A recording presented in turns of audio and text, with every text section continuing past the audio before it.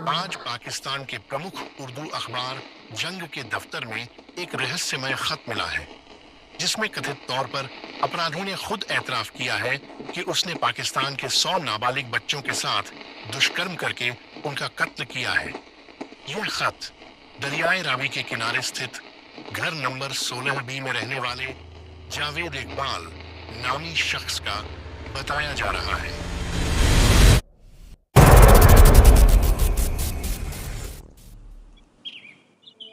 लाहौर की गलियां, जहां हर घर में एक रहस्य छुपा था और हर गली में एक खौफनाक कहानी बुनती जा रही थी। ये कहानी है जावेद इकबाल की, एक ऐसा शख्स जो कि सदी का सबसे कुख्यात सीरियल किलर बन गया। 100 से ज़्यादा मासूम बच्चों की हत्या करने वाले इस हैवान ने अपने कुकृत्य से दुनिया को चौंका दिया। अगर आप सच्ची आपराधिक कहानियों के शौकीन हैं तो इस चौंकाने वाली डॉक्यूमेंट्री को देखना न भूलें। ये कहानी शुरू होती है अब।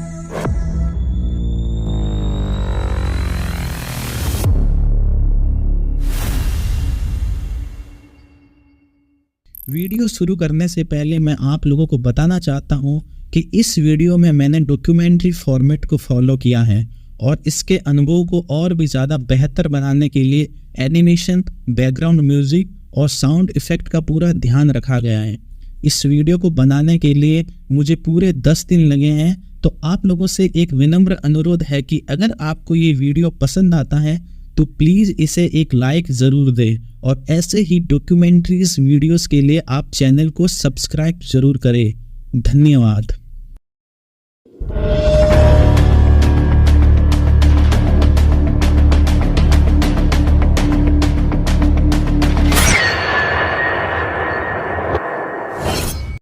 Chapter number 1, the disappearance of Lahore's children. 9 जुलाई 1999 की सुबह लाहौर की गलियों में से एक छोटे बच्चे फैजल रजा का अचानक गायब होना पाकिस्तान की सबसे भयावह कहानियों में से एक की शुरुआत थी। सिर्फ 9 साल का फैजल, जो अपने परिवार का पेट पालने के लिए लाहौर की एक गुमनाम दुकान पर काम करता था जहां कार्डबोर्ड से पेपर बॉक्स बनाए जाते थे, उस दिन भी रोज की तरह काम खत्म करके घर के लिए निकला। लेकिन किसे पता था कि ये उसकी आखिरी यात्रा होगी। फैजल कभी घर नहीं लौटा। इस घटना के बाद उसे किसी ने नहीं देखा। लेकिन ये तो बस एक शुरुआत थी। शकील हसन 13 साल का एक और बच्चा जो रोज की तरह स्कूल के लिए निकला, लेकिन उस दिन उसके कदम घर की ओर नहीं बढ़े। कुछ ही दिनों बाद 14 साल का फराज खान अपने घर से कुछ मिनट की दूरी पर आटा लेने के लिए गया, लेकिन वह भी घर वापस नहीं लौटा। लाहौर की सड़कों से एक एक करके बच्चों का गायब होना अब एक भयावह और डरावना सिलसिला बन चुका था। तस्लीम उल्हा, अब्दुल मजीद, जिसान नज़ीर, दिलवार हुसैन जैसे कई बच्चे, जिनमें से ज़्यादातर गरीब परिवार के थे, अचानक से गायब हो रहे थे।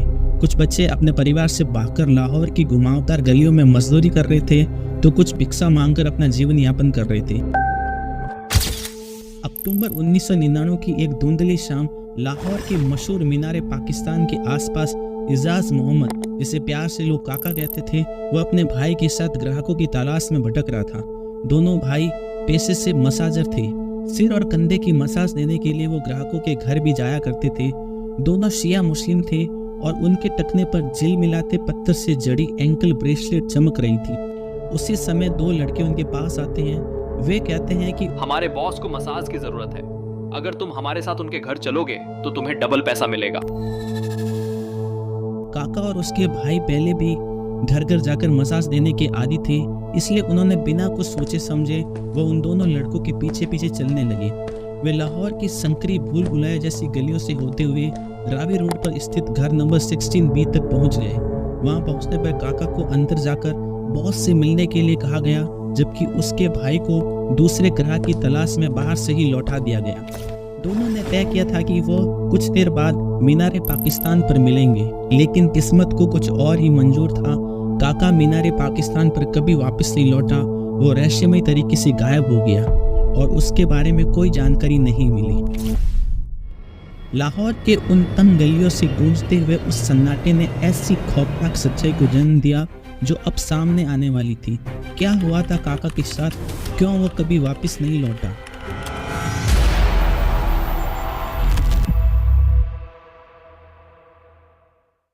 Chapter 2, The Sensitive Revelation of Lahore's Most Horrific Crime।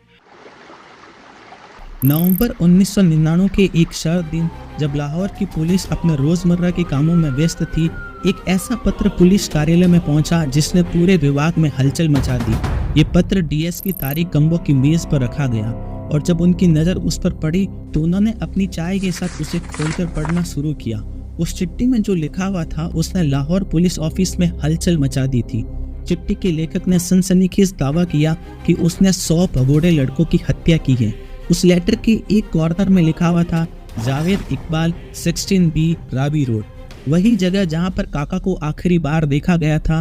क्या ये एक महज संयोग था या इस अंधेरे पते में छिपी थी एक खौफनाक सच्चाई?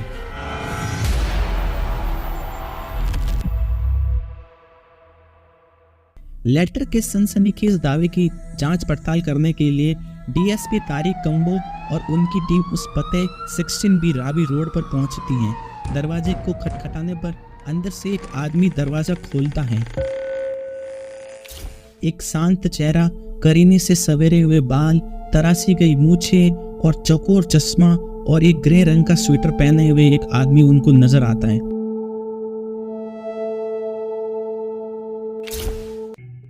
तेरा नाम क्या है? जावेद इकबाल। ये खत, इसमें 100 बच्चों की हत्या का दावा है। ये तूने लिखा? मैं नहीं जानता ये खत किसने लिखा है। शुरू में इकबाल ने उस पत्र से इनकार किया, लेकिन अचानक से उसका व्यवहार असामान्य हो गया। उसने अपनी लाइसेंसी बंदूक निकाली और धमकी दी कि अगर उसे अकेला नहीं छोड़ा गया तो वो खुद को गोली मार लेगा। पुलिस बिना किसी जांच पड़ताल के और बिना उसके घर के कमरों की तलाशी लिए ये सोचकर वहां से चली गई कि शायद ये पत्र एक मजाक था। लेकिन क्या ये वास्तव में एक मजाक था या जावेद इकबाल का ये अजीब व्यवहार उसकी खौफनाक सच्चाई को छिपाने का एक तरीका था?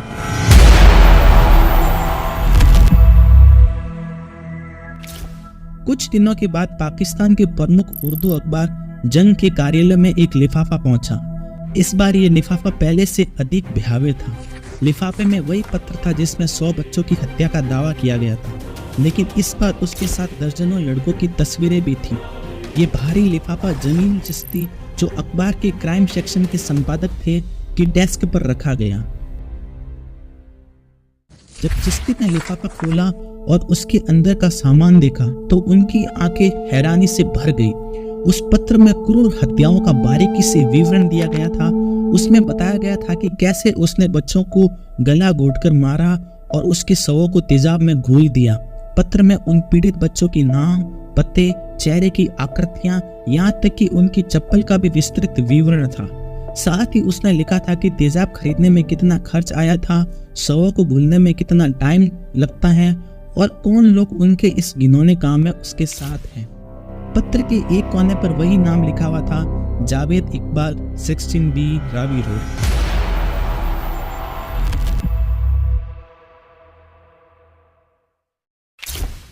मेरे ख्याल से 2 ही संभावनाएं थीं, या तो कोई उसे फंसाने की कोशिश कर रहा था या फिर यह शख्स सचमुच एक जघन्य अपराधी है।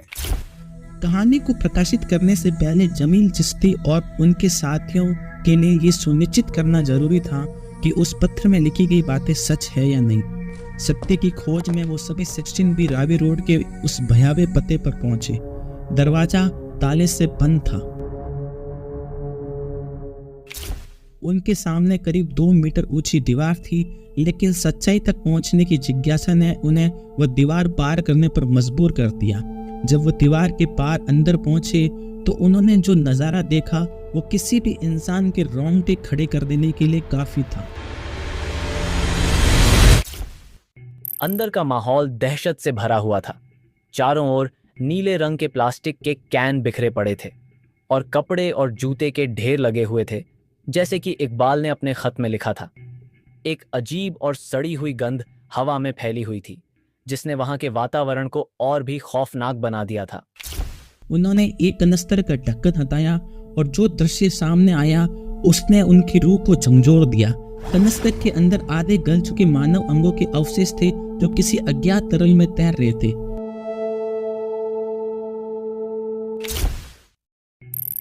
कमरे की हालत बेहद खराब थी। और अब इस बात का पूरा यकीन हो गया था कि यहाँ कुछ भयानक वाकया पेश आया है। अखबार ने उन लड़कों के घर वालों से राब्ता किया जिनके पते इकबाल ने अपने खत में तफसील से लिखे थे। जब तस्दीक हो गई कि ये बच्चे वाकई गुमशुदा हैं, तो हमने फैसला किया कि अब हमारे पास इस कहानी के लिए माकूल सबूत मौजूद हैं। अगले दिन 3 दिसंबर को जंग ने अपने पहले पन्ने पर 100 बच्चों की हत्या का दावा the claim of murder of 100 kids शीर्षक के तहत कहानी प्रकाशित की। अखबार ने पीड़ितों के नाम और 57 मारे गए लड़कों की तस्वीरें छापी। जैसे ही ये अंक बाजार में आया, पूरे शहर में कोहराम मच गया।